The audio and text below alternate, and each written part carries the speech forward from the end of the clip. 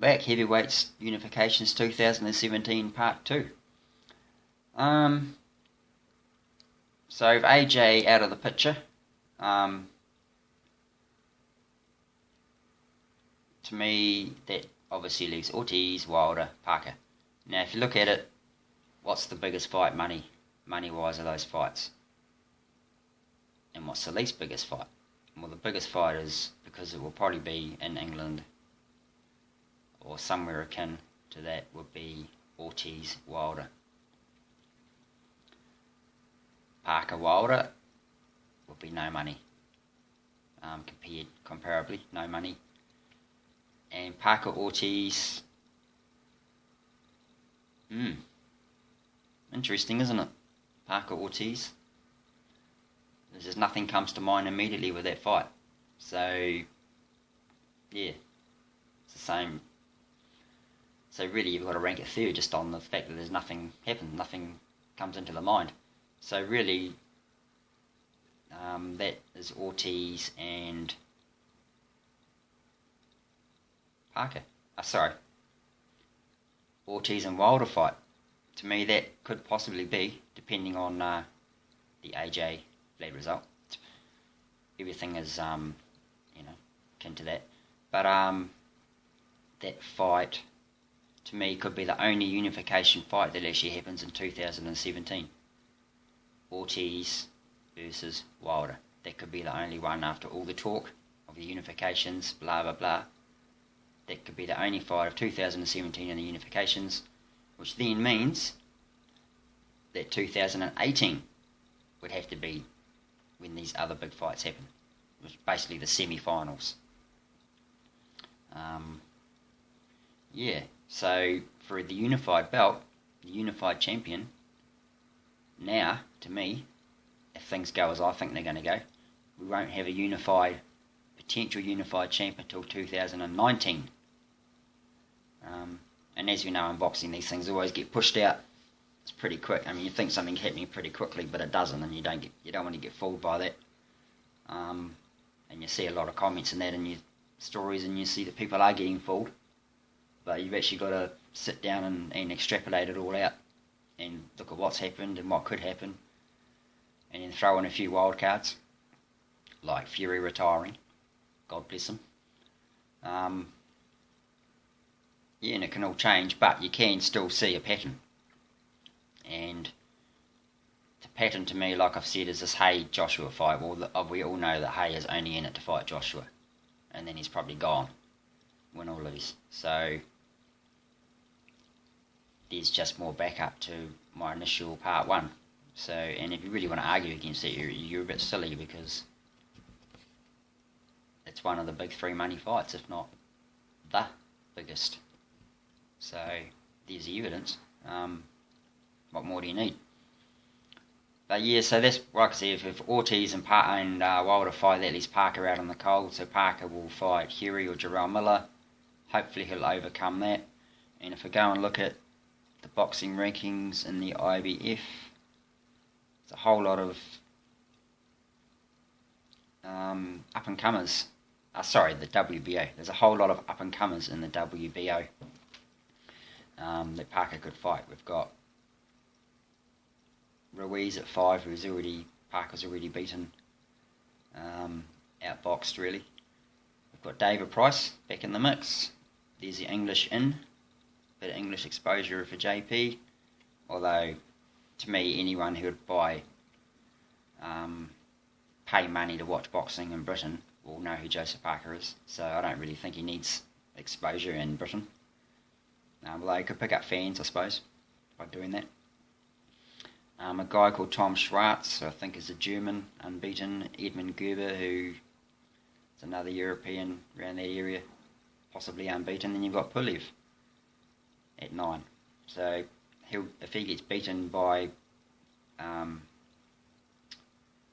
Joshua, which he will, no doubt, then he'll plummet, you'd expect. You've got a guy called Fedosov, another European, and then you've got Izagabi Ugonu at 11, the Polish fighter who's Joseph Parker's sparring partner with a huge wingspan, like an albatross.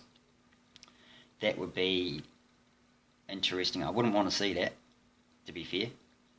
You know, Joseph Parker to win a title and then have to have a mandatory and then have to fight his old sparring partner, it's a very hard road, and a road that he'd be forced down almost, and I don't like that road. I like him to be able to choose who he likes for his next fight after, who knows, maybe back to Huey Fury.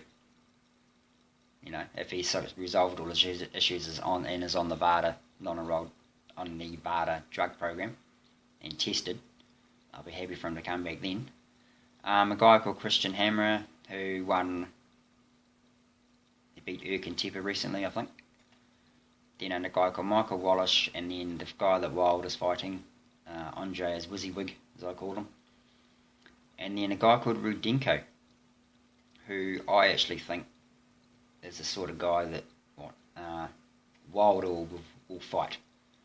So there's another prediction. Wilder next year to fight Rudenko, Wizywig, and someone else along those lines, if the mandatory with Ortiz doesn't happen. Oh, Wilder's a disappointment, isn't he?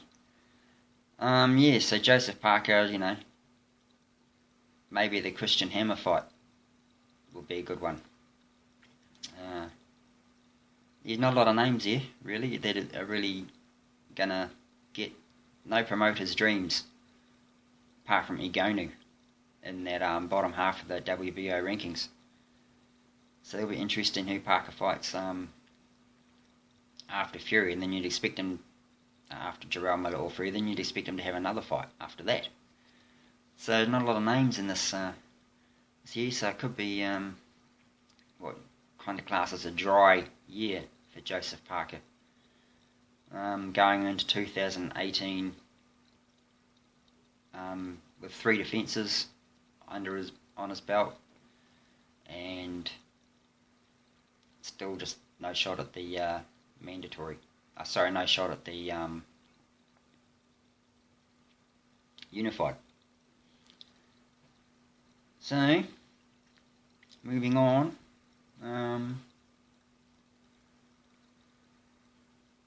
Ortiz, Shannon Briggs. Ortiz versus Shannon Briggs. Because Briggs should beat Oquendo, although Briggs has fought 3 fights in the last 2 years against absolutely nobody. So he's even really more of an unknown than bloody David Haye. So he could have nothing. So, yeah, he could lose to Oquendo. So, the WBA, as we know, is a mess. You've got Ustinov. There's David Haye in there again. Pudlev's in there again. Sort of the same names are popping up, but none of them are really inspiring. Jarrell Miller, wee bit inspiring. Yeah, so not a lot happening really. The most exciting one is the WBC, and there's the one guy that I want to see fighting, and people should be having to fight this guy. There's Carlos Takam. He's just slipped away. Hasn't fought since the Joseph Parker fight.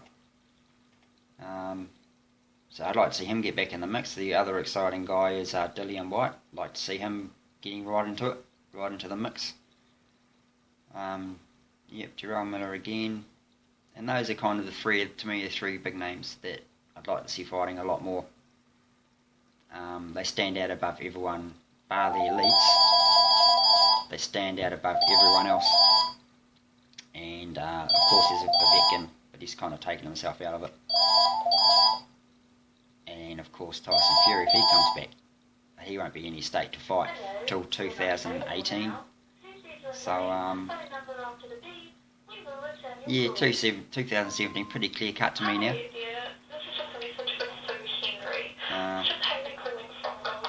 Sorry about this noise.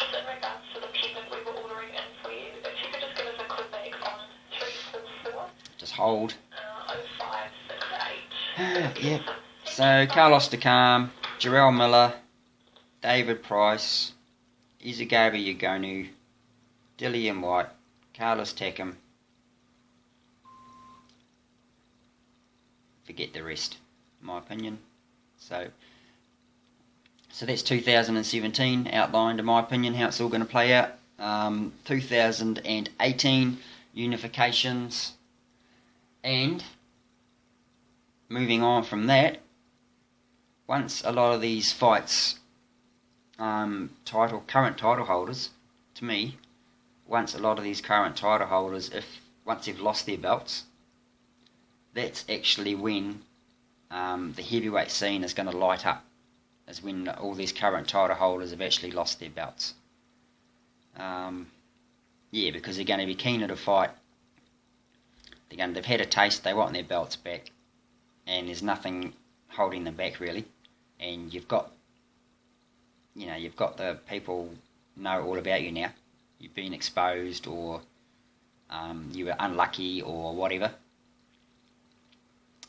Yeah, so